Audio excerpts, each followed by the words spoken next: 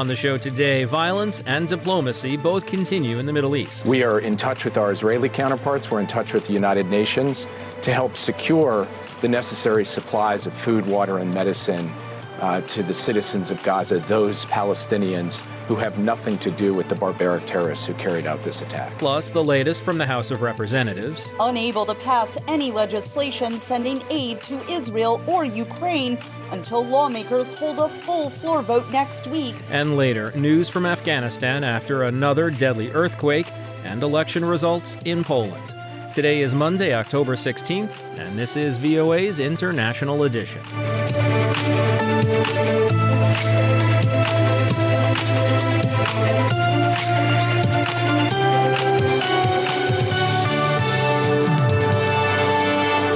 From VOA headquarters in Washington, I'm Steve Karish. A close-up look at Israel's Iron Dome defense system in a few minutes, but we begin today with the latest on the fighting and the diplomacy in the Middle East. The United States has renewed calls to ensure that innocent civilians fleeing the Israel-Hamas war are protected and have their basic needs met. Separately, concerns about a wider regional conflict are leading an American senator to issue a strong warning against Iran and the Lebanon-based militia Hezbollah. VOA's Veronica Balderas-Iglesias has that story. The Israel Defense Forces have underscored their determination to destroy Hamas in its entirety, following the militant group's deadly incursion into Israel on October 7.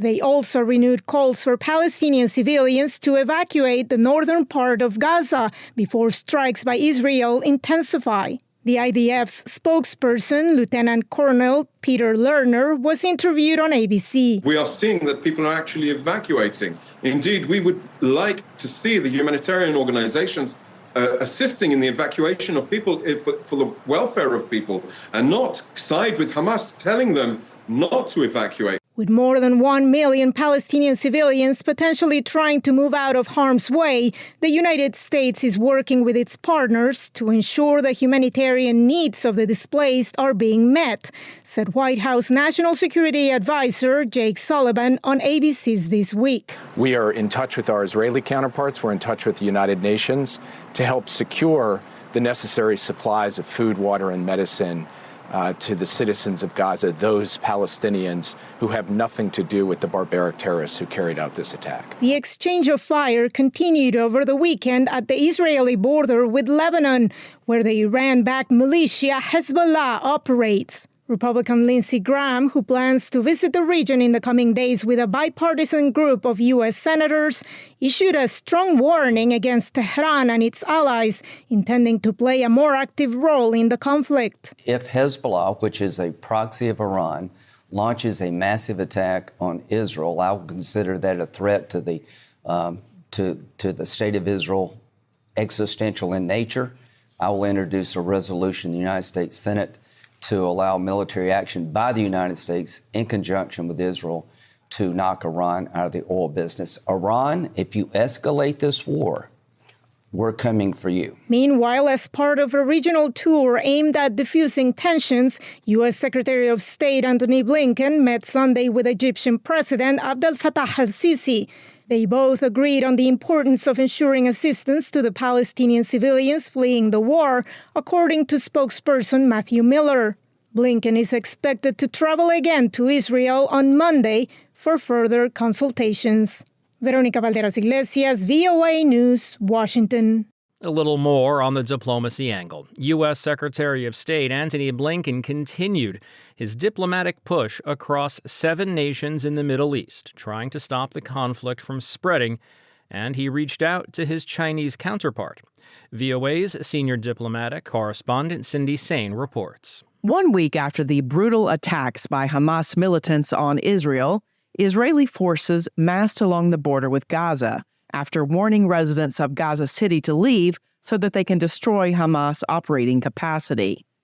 The United Nations and other international organizations warned that water is running out in Gaza and that asking some 1 million people to evacuate from northern Gaza in the middle of a war zone is dangerous and in some cases impossible. Amid the tensions, U.S. Secretary of State Antony Blinken visited the United Arab Emirates as part of a 7-country tour to try to stop the violence from spreading. Blinken toured Abu Dhabi's Abrahamic Family House, an interfaith complex that opened in February, housing a mosque, a church, and a synagogue. Blinken signed a tile on the wall with the words, "Light in the Darkness." Earlier in the day, Blinken held talks with his Saudi counterpart in Riyadh. He again stressed that there can be no more business as usual with Hamas after the atrocities committed against Israeli civilians. Hamas is not representative of the Palestinian people or their legitimate aspirations for the future. Hamas is a terrorist group. Its only agenda is to destroy the state of Israel and to murder Jews. And it's important that the entire world see it as such. The Saudi foreign minister said it is important to condemn the targeting of civilians in any form at any time by anyone. Prince Faisal bin Farhan, Saudi foreign minister. We need to work together to find a way out of this cycle of violence. This is something that we really, really need to focus on without a concerted effort to end this constant return to violence. It will always be the civilians that suffer first. It will always be civilians on both sides that end up paying the price. Iran's foreign minister, Hossein Amir Abdullahian, called on Israel Saturday to stop its attacks on Gaza, warning that the war might expand to other parts of the Middle East if Hezbollah joins the battle, in what would make Israel suffer what he called a huge earthquake. The State Department said Blinken also reached out to his Chinese counterpart, Wang Yi, on Saturday and had a 1-hour phone conversation, emphasizing that it is in everyone's interest to do everything possible to keep the conflict from spilling over into other countries. Cindy Sain, VOA News. And here are some other stories we're following from around the world. Poland's incumbent Law and Justice Party was narrowly ahead in Sunday's general election, exit polls showed, but the liberal opposition appears to have secured a majority, raising the possibility of an end to 8 years of nationalist rule. If the outcome is confirmed by official results, the vote would mark a massive turnaround for Warsaw. The search continued on Sunday for the 167 people still missing after a boat capsized on the Congo River in the northwestern Democratic Republic of Congo on Friday. At least 30 people are known to have drowned. And Taylor Swift is setting records again. Her Eras Tour movie has earned over $95 million in its opening weekend, making it the largest grossing concert film of all time, and it's only been in the theater since Thursday. Oh, look what you made me do. Look what you made me do. Look what you just made me do. Look what you just made me. Oh, look what you made me do. Look what you made me do. Missiles continue to fall on southern Israel as Israeli troops gather at the border for an anticipated incursion into Gaza. VOA's Celia Mendoza is there. I am Celia Mendoza reporting from Sderot, Israel, on the border with Gaza, where today I am witnessing the Iron Dome in action after missiles fired from Gaza to Israel were intercepted by the sophisticated system. Hamas has maintained the capability to launch these strikes even after the constant shelling by the Israel Defense Forces. The Israeli government has cut off access to Gaza of electricity, water, food, and gas, leaving the civilians in a dire situation, according to the United Nations. The UN is warning against the strategy implemented in Gaza by Israel. As I left Sderot, the sound of explosions continued and thousands of troops are gathering along the border with Gaza in an area that has been evacuated. I am Celia Mendoza from Sderot, Israel, for Voice of America. In Celia's report, we heard about the Iron Dome defense system in Israel, but what is it and how does it work? VOA's Rick Pantaleo spoke with missile defense expert Professor Dinshaw Mistry from the University of Cincinnati. So the Iron Dome is one layer of a multi-layer missile defense system, and it is the layer designed for the shortest range incoming rockets a range of about 2 to 40 miles. And then there are other layers of missile defense, such as the David sling and the arrow, that defend against rockets coming in from greater ranges. So that's the short definition of the system. And what does it do? I understand that it has intercepted 90% of projectiles fired toward Israel since it was attacked by surprise by Hamas. That is right. It has a fairly good interception rate of 90%, and it's been used since about 2012. So Hamas fired rockets in 2012, 2014, 2018, 2021, and in each of those incidents, the Iron Dome intercepted over 90%. Who developed and constructed it? So it was originally developed by an Israeli company, the Rafael Air Defense System. And over the past few years, it's also been co-produced by Raytheon in Arizona. Why and how does the United States fund the Iron Dome? Well, the U.S. funds Iron Dome as part of a defense aid to Israel. And since 2012, we've given approximately $3 billion for the Iron Dome system. And has there been much debate regarding the U.S. support of it in Congress?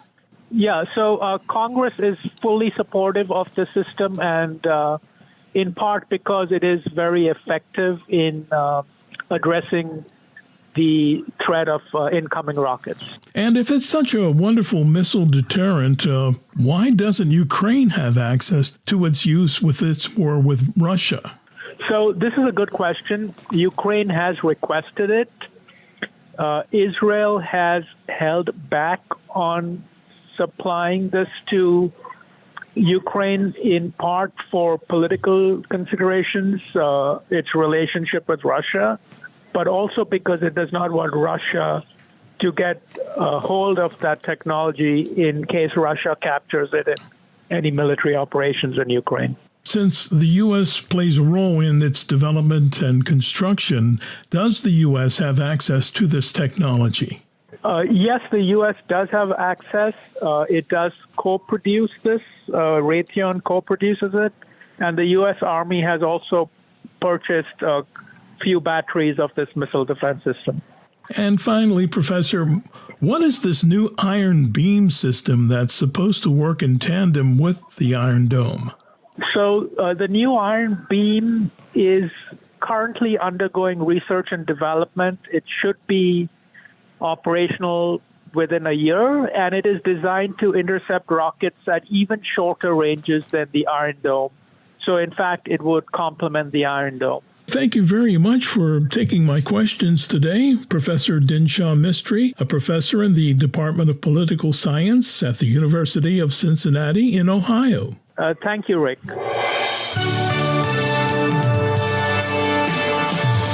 From Washington, it's VOA's International Edition. I'm Steve Karish. Still to come on the program, a look at the dysfunction inside the U.S. House of Representatives and an answer in Saturday's referendum in Australia to include Native peoples in the country's constitution. But before any of that, there's been another powerful earthquake in Afghanistan. This latest disaster follows a pair of strong earthquakes and aftershocks that recently killed thousands of people. VOA's Arash Arabasadi has more. Afghans are once again bringing their injured to hospitals as the country suffers its third magnitude 6.3 earthquake in just over a week. The U.S. Geological Survey says the quake's epicenter was about 34 kilometers outside the provincial capital, Herat.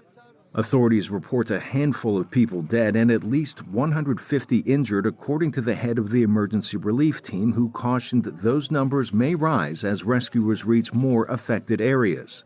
Some in Herat had already been sleeping in tents following last week's earthquakes that killed thousands and leveled buildings. They say they don't feel safe returning home. Herat resident Barat Ali speaking with Reuters.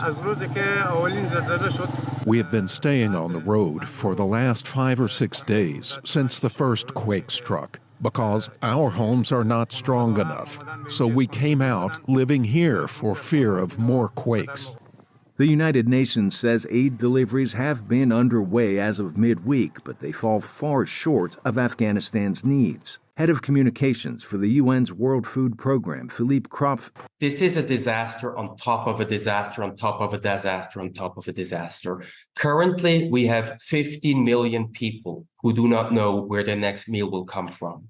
And the World Food Program is only able to support 3 million people due to a massive funding shortfall. So we're really calling on the international community to support the Afghan people, stand in solidarity, and also support the World Food Program.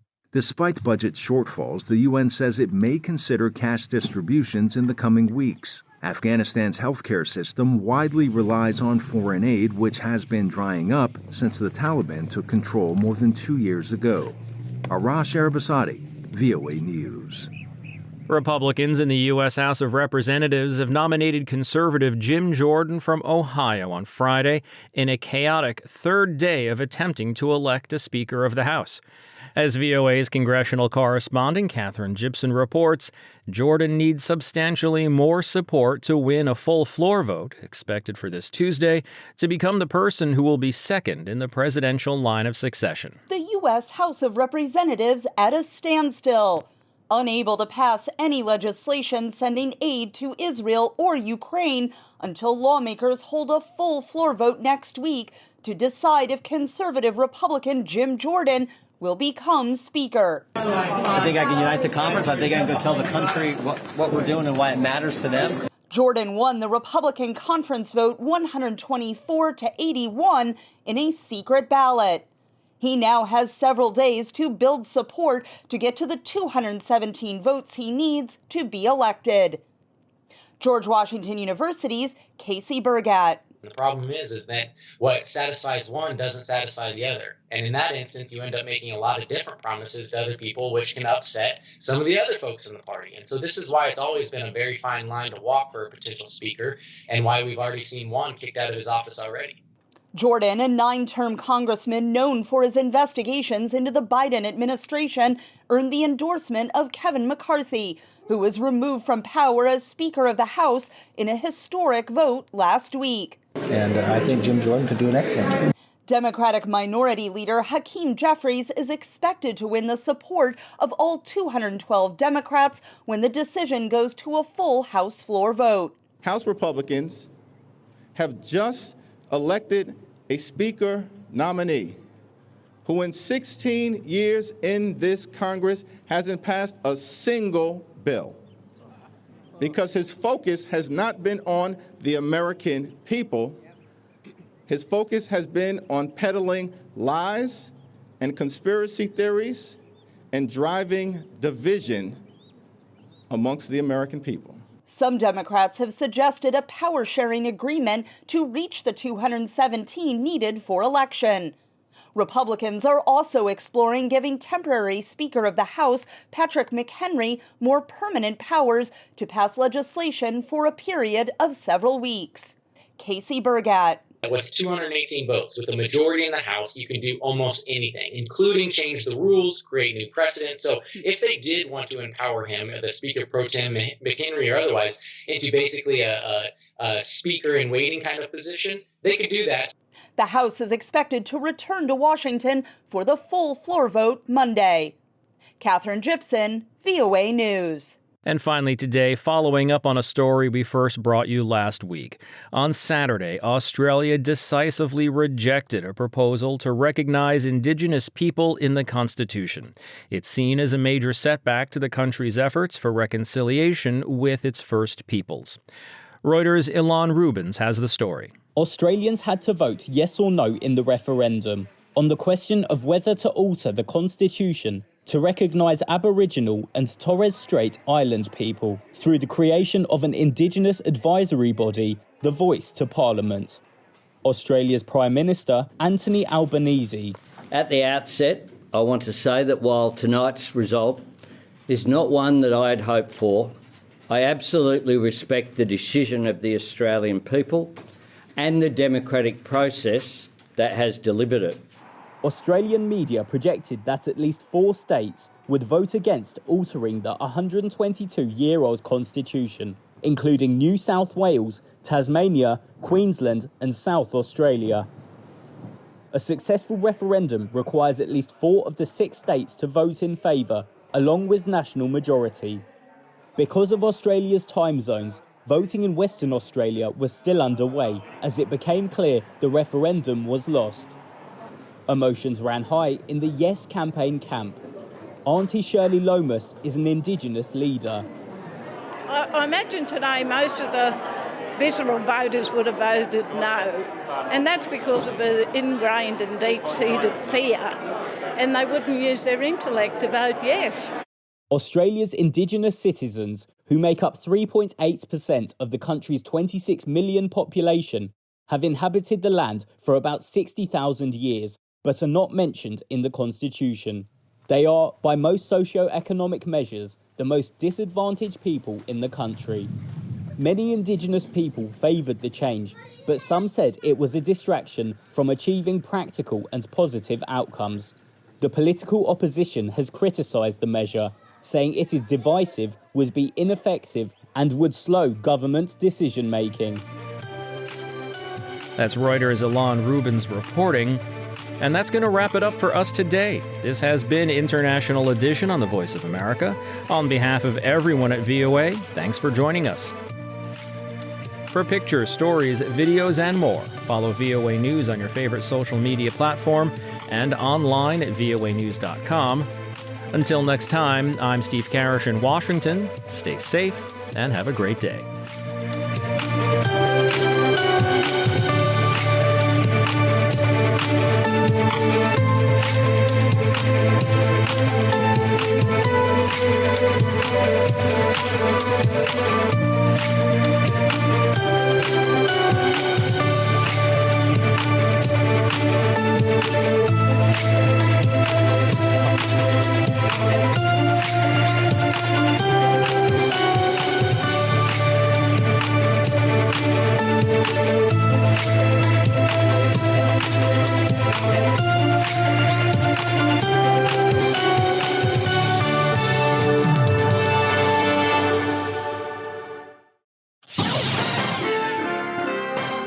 Next, an editorial reflecting the views of the United States government. The relationship with China is arguably the most consequential and the most complex of any that we have, said U.S. Secretary of State Antony Blinken during a conversation at Rice University in Houston, Texas.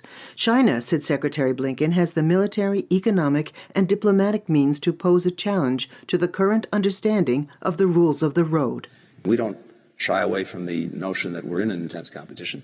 And as Americans, there's nothing wrong, and in fact, in many ways, everything right with competition, as long as it's fair and as long as we are properly resourced to succeed in that competition. There are 2 foundations the Biden administration has put in place to deal with the challenges posed by China, Secretary Blinken said. It starts at home, because our strength at home goes directly to our ability to have a strong standing around the world and to deal with competition from other states. The investments that we've been able to make over the past 2.5 years, truly historic in nature. The Bipartisan Infrastructure Act, the CHIPS and Science Bill, the Inflation Reduction Act, which goes to 21st century climate technology and energy technology. This is a demonstration that America is determined to compete and America is determined to lead. The second foundation is to work with other countries to build what Secretary Blinken calls convergence. There's tremendous power in that convergence of approaches, because just take economic issues where we have differences with China. If it's only the United States that is opposing something that China's doing, well, that's significant, but we're 20% of world GDP. If we're aligned with European partners, with key partners in Asia, Japan, Korea, Australia, India, suddenly we're 50 or 60% of world GDP. And that is a weight that no country, including China, can ignore. There are also areas where the United States is directly contesting China's activities, and Secretary Blinken said, "We will do whatever we have to do." However, he stressed the United States and China do have overlapping interests where there is opportunity for cooperation, including climate change, global health, and non-proliferation. I don't think these things are in contradiction, said Secretary Blinken, but the common denominator is approaching each of them from a position of strength. That was an editorial reflecting the views of the United States government.